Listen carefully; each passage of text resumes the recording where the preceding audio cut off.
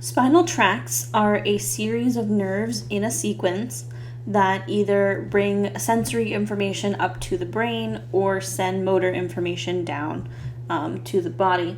So here we can see there's two main types of tracks, either ones that ascend, right? So these are going up to the brain, and they're typically going to carry.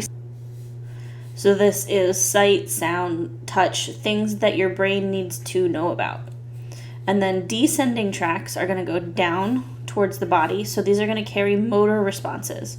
So these are going to be information from the brain, so instructions to your muscles or glands to say, do something in response to what I just sensed.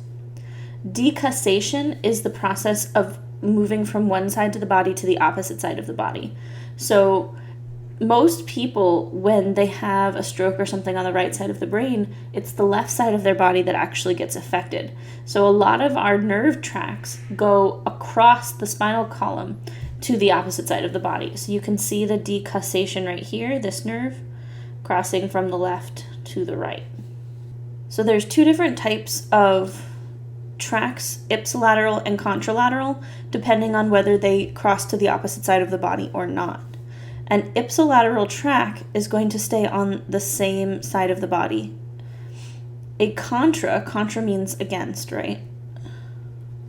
Contralateral are going to move to the opposite side.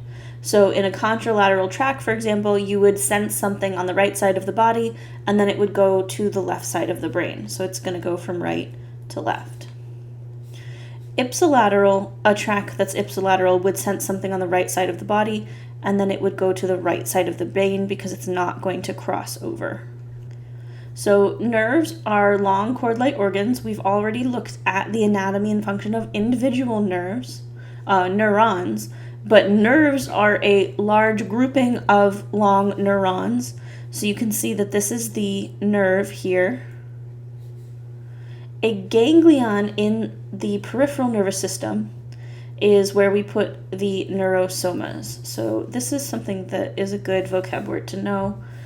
So you can see coming off of the spinal cord here. Once we come off of the spinal cord into these spinal nerves, we're in the peripheral nervous system now. And this bulging right here, this dorsal root ganglion, is a collection of cell bodies. And so you can see all of these little cell bodies that are connected down to these neurons.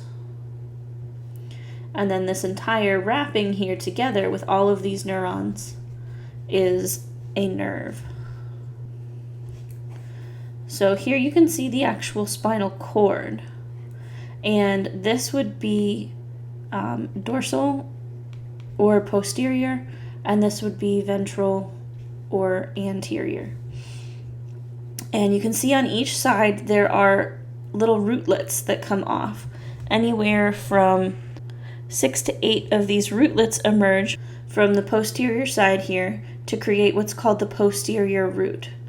So the posterior root has a swelling, which is that posterior root ganglion with all those cell bodies.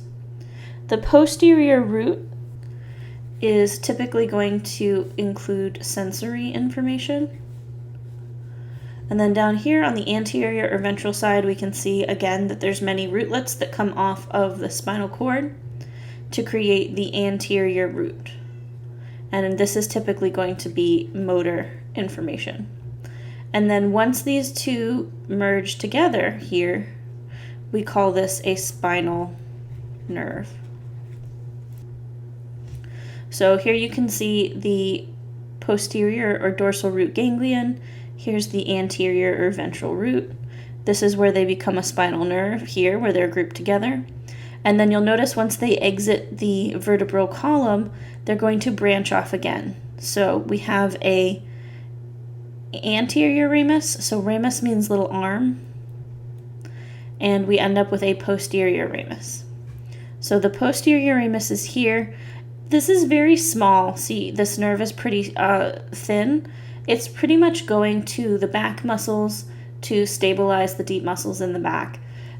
Your spine is already very posterior, so there's not a lot posterior to your spine that needs nerves.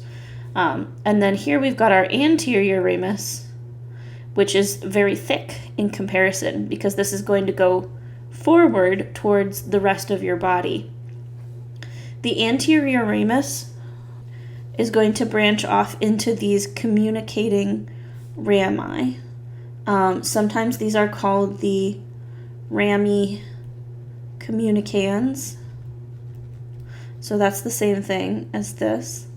And those are going to branch off to the sympathetic chain ganglion, which will be important when we get to the autonomic nervous system. So in this version, you can't see this coming out of the board at you and back into the screen.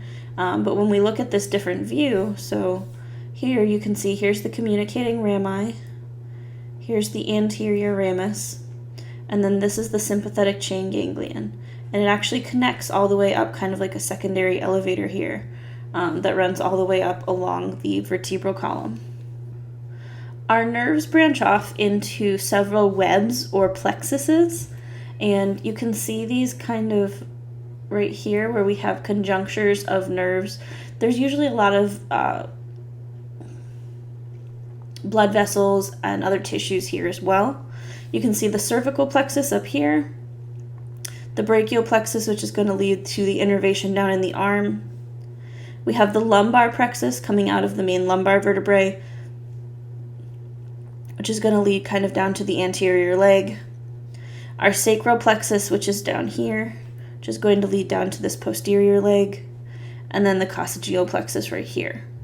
And typically a plexus is going to have somatosensory function, so it's going to receive signals from joints, bones, muscles, other viscera.